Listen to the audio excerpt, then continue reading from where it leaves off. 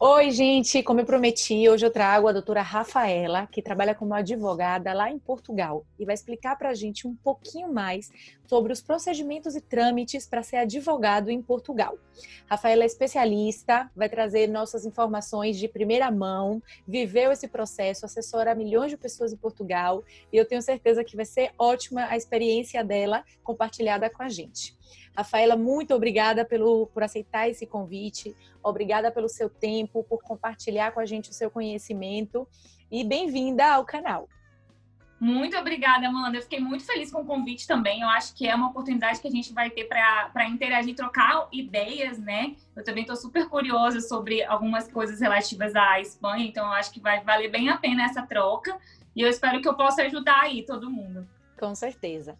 Rafaela, eu vou começar com uma pergunta clássica que a maioria dos advogados e advogadas brasileiras me perguntam. Quanto tempo eu preciso ter de antecedência antes de efetivamente estar advogando em Portugal para me organizar? Papel, a gente sabe que a burocracia brasileira, né, entre que você pede e tem o papel na mão, pode demorar. Qual é o tempo ideal de antecedência para as pessoas se organizarem para realizar o sonho de advogar em Portugal ou na Europa? Então, Amanda, nem é tanto assim, tá? Se você parar para pensar. Porque o processo aqui em Portugal, ele demora... o que a ordem pede são 90 dias úteis. Então, ele demora de 3 a 5 meses na prática. No Brasil, para providenciar os documentos, não é tão demorado. Por quê? A maior parte da documentação vai ser obtida na Ordem dos Advogados do Brasil. E aí, o advogado, né, depois que ele contrata a assessoria, eu sempre falo assim, para as pessoas que me procuram para contratar assessoria, não espeça nenhum documento antes de me contratar. Por quê? Eu já tenho experiência e eu vou saber orientar exatamente sobre os documentos que precisam. E todos os documentos têm prazo de validade. Então, a certidão na ordem, o principal documento é a certidão da Ordem dos Advogados do Brasil. Essa certidão, na verdade, vai ser uma cópia integral do seu processo de inscrição na ordem, de quando você deu entrada na Ordem do Brasil. E lá vai vir seu diploma, vai vir seu histórico escolar da época da faculdade, e vai vir a certidão de que você está quite com as cotas, vai vir a certidão de que você não responde a nenhum processo administrativo disciplinar. Enfim, vai vir tudo. E quando vem essa certidão, quando ela fica pronta, ela tem um prazo de validade de 3 meses. Esse prazo, ele é dado pela própria Ordem do Brasil. E aí, o trâmite, até você enviar por correios, né, do Brasil para cá, e a gente dá a entrada aqui, porque precisam ser feitos outros procedimentos aqui, então fica um período de tempo corrido. Por isso que eu sempre oriento a pessoa a não fazer antes. Então, essa certidão da ordem, óbvio que varia de ordem para ordem, né, porque é estadual no Brasil, mas é uma semana, 20 dias no máximo para ser expedido. Não demora. Que legal. Aí, o outro documento que precisa, que também depende de cartório para cartório, que é a certidão de nascimento. Porque a ordem daqui, ela pede uma certidão de nascimento atual. Então, você tem que expedir uma nova certidão de nascimento. E aí, óbvio, você tem que ver com o seu cartório, né, de registro civil, quanto tempo que leva. Mas, em média, não leva mais que 20 dias para obter esses documentos do Brasil e mandar para cá.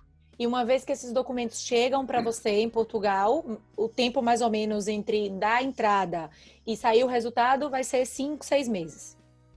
Aí o que acontece? Quando a pessoa me contrata, né, e isso aconteceria com outros advogados também que prestam assessoria, a gente precisa tirar o NIF da pessoa, que é como se fosse o CPF, né, que é o número de identificação fiscal.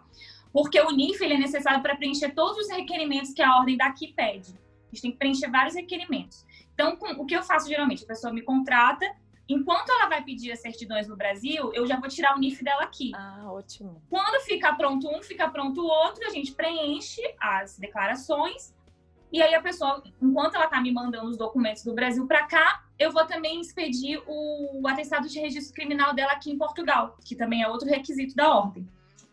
E aí dá tempo de fazer tudo meio que casadinho.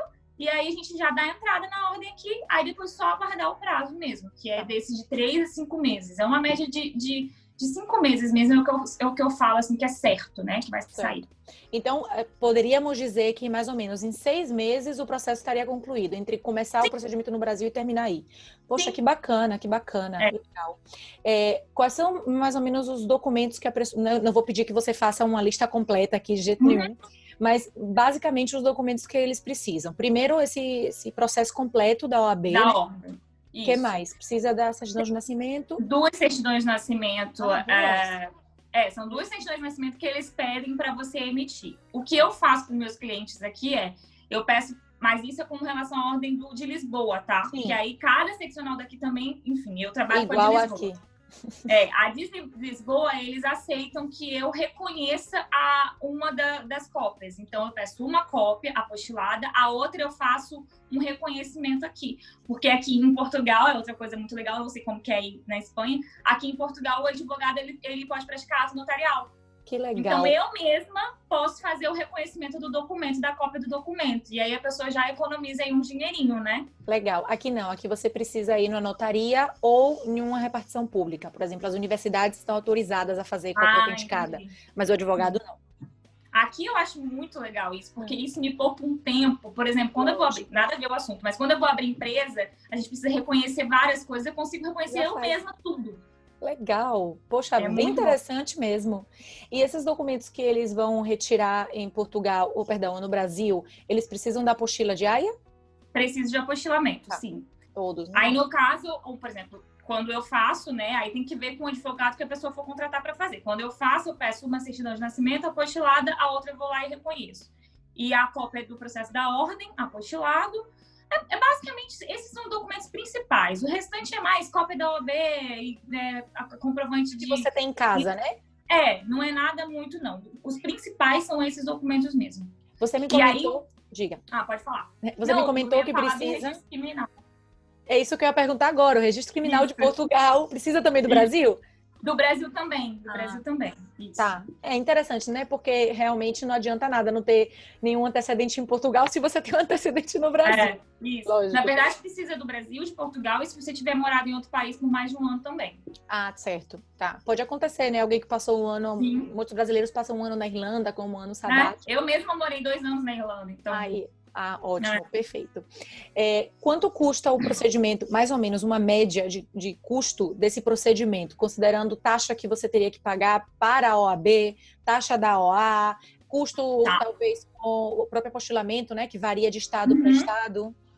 O processo da Ordem dos Advogados do Brasil não é caro, não me lembro quanto é, mas é R$50, não é nada muito caro. Aí, depois disso, tem um apostilamento, que obviamente varia de estado para estado. É uma média de R$60 por documento, o apostilamento. A certidão de nascimento também varia, né, de cartório para cartório, mas é uma média de R$100 e poucos cada certidão, porque você precisa emitir uma nova. O processo aqui, aí você tem que pagar o correio, né, que é uma coisa que também tem que contar. Tem que ser um correio certificado, né? Pelo menos uns R$200 vai nesse envelope aí do Correios. Eu tive casos recentes de clientes que pagaram R$1.000, tá? Pelo peso dos documentos, né? Pelo correio. Não, eu acho que também varia do local do correio, da modalidade que a pessoa escolheu. Então, assim... Nossa, ufa. Pelo menos o documento vai chegar com segurança, é isso que importa. Imagina perder. E aí, além disso, o processo aqui, a inscrição, né, aqui é uma taxa única de €300, que é pago para a Ordem dos Advogados. Essa é a taxa de inscrição. E depois disso, obviamente, depois que a sua cédula, né, estiver ativa, você vai pagar a anuidade normal, como pagaria no Brasil. Proporcional também, igual no Brasil, né? Se você se inscreve em agosto, ok. Isso. Aqui é um valor... Já posso adiantar isso. Aqui é um valor de mais ou menos €15 mensais. Eu acho que é 16, eu não me lembro exatamente. Mas eu porém. É €15 mensais a ordem, né? Que você também... É a mesma coisa no Brasil. No começo do ano você pode pagar a cota única com desconto de 10% e tudo mais. Só que aqui tem a previdência obrigatória. Aqui também. E é isso que é o detalhe problema. Que aperta. Mais ou menos uma média de custo da previdência obrigatória? Quanto pode custar no ano? Ela eu acho que ela tá saindo €60 por mês. Tá. Mas isso é uma discussão eterna aqui em Portugal, tá? Tem abaixo-assinado rolando, tem advogado querendo entrar com a ação, porque, enfim. Então, eu nem vou entrar muito nesse mérito, não. A ordem em si, né, é €15 por mês. Tá, entendi. E você oferece esse serviço de assessoria completa para qualquer advogada que queira se inscrever. Como funciona mais ou menos o seu serviço?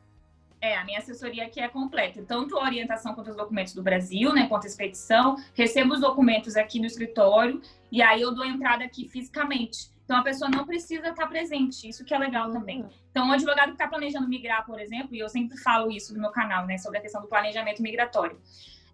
Isso faz parte do planejamento migratório adequado, porque são 5 meses que se a pessoa estiver aqui, ela vai estar no limbo. Sem fazer ela nada, não pode claro. fazer nada. Lógico. E não pode mesmo, porque a gente aqui, a gente não é jurista, porque a gente não tem formação se a gente não fizer a equivalência do diploma. Sim. Então, a gente sem a cédula profissional é diferente dos portugueses sem a cédula profissional, porque aqui os portugueses sem a cédula são juristas e podem fazer algumas coisas. Funciona Os brasileiros não podem fazer nada.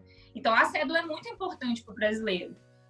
Então, eu sempre recomendo isso. A pessoa do Brasil manda os documentos, o processo é feito todo por procuração. E adianta bastante. Quando ele chega em Portugal, ele já pode chegar praticamente com a carteira já preparada. Ótimo, ótimo. Eu não sei se já aconteceu contigo, Rafaela, mas eu queria te perguntar.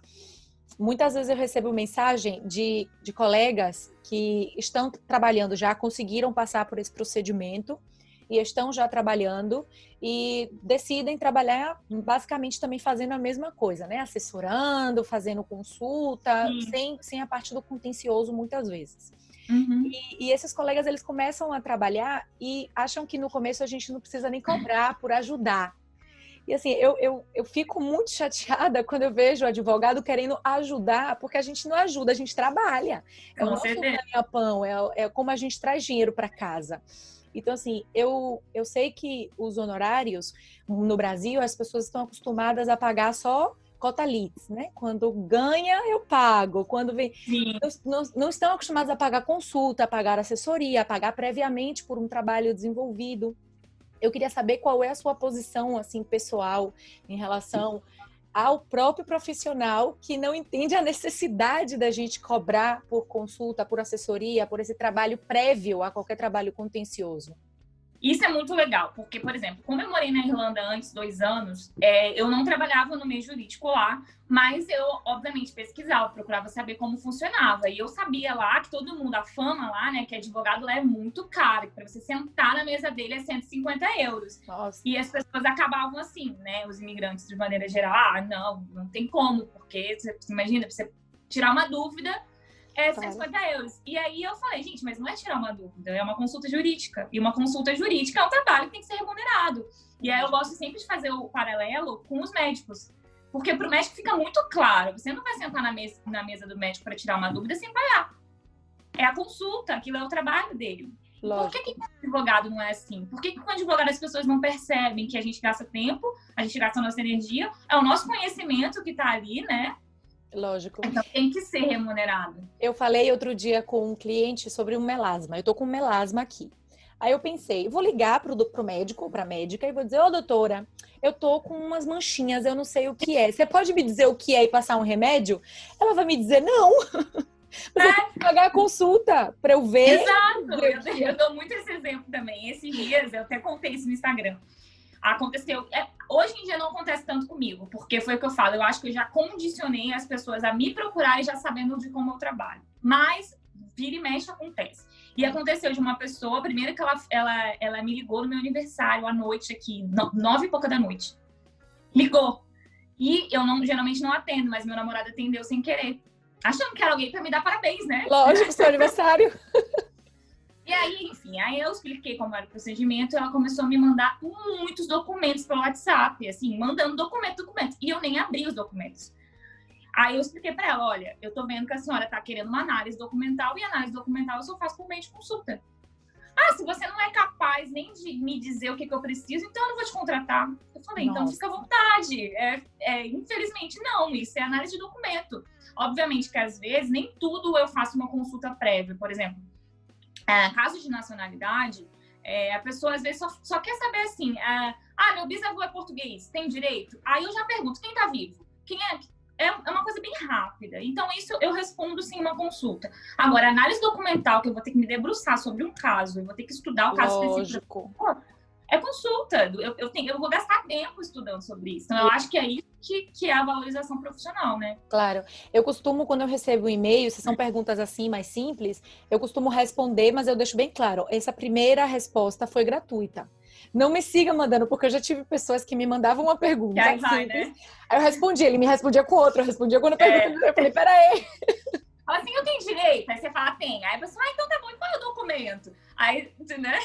Aí você fala, poxa, você tá tendo uma assessoria, uma consulta grátis, não é justo nem com quem me paga, né? Não tem sentido, é muito É complicado. o que é o que eu sempre falo aqui. Tem muito, por exemplo, a gente que trabalha com advocacia extrajudicial, muitas coisas não é essencial a presença do advogado, né? Não é igual no contencioso que a pessoa tem que ter advogado.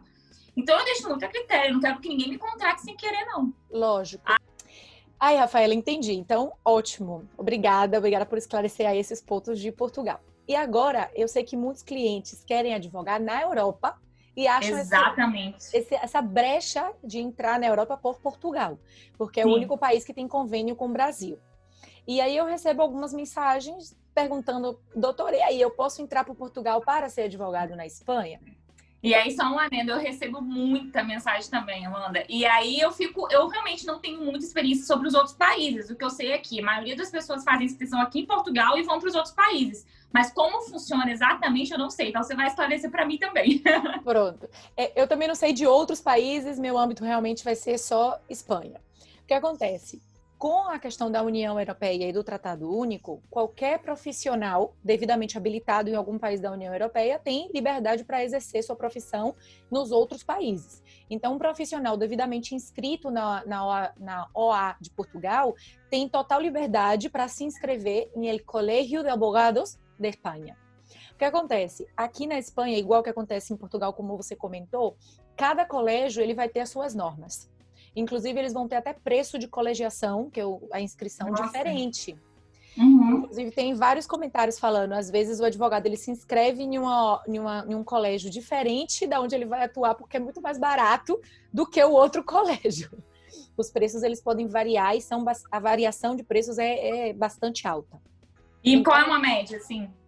Então, tem colégios que, para você se inscrever, custa uma média de 290 euros, que é a inscrição. Mais ou menos daqui. Isso, e pode chegar até 600 euros a inscrição. Nossa. E a média anual da cota, ela pode variar entre 40 euros no ano e uns 90, 100 euros no ano. Aí vem o pulo do gato, né? No ano. É, o mesmo problema, quem olha a OAB lá do Brasil, que eu pago 800 reais. Também. Vê aqui 40 euros, fala, nossa! Por exemplo, Sevilha é 40 euros, 39 euros. Fala, que legal! Eu disse, a diferença é que você vai ter que ter previdência privada. Então é igual aqui. Aqui você tem duas opções. Ou você pode ter a previdência privada através de uma mútua, ou você pode ficar com um registro de autônomo e pagar suas cotas de previdência por autônomo. Então, não é só a previdência privada, pode ser a previdência social pública, mas como cota de autônomo. Você tem que tem que se inscrever e recolher o seu INSS de autônomo, ou não se inscreve como autônomo e pode ser da mútua, que é a previdência privada. Uma previdência privada custa, em média, uns 300 euros no ano. É um pouquinho mais barata, algumas é um pouquinho mais caro. É a média daqui também, Eu acho que eles são muito parecidos, né? A questão... Só que aqui é obrigatório, né? Aqui é compulsório. Essa que é a questão da discussão aqui. O problema é que aqui, mesmo que a mútua, a previdência privada não seja obrigatória, se você não tem mútua, obrigatoriamente você tem que ter o autônomo. E quando você tem constituído o seu autônomo, você também tem que pagar outras taxas, por exemplo, a taxa de autônomo. Então, quando você coloca na ponta do lápis, sai praticamente o mesmo preço. Entendi. Verdade.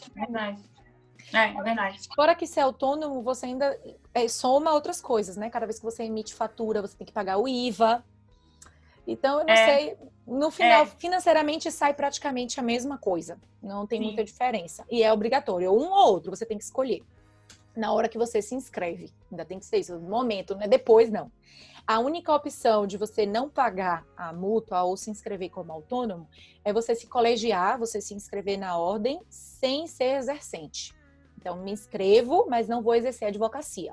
Não tem sentido nenhum. Se a pessoa vir para cá para exercer como advogado ou advogada, não tem sentido você se inscrever não exercente.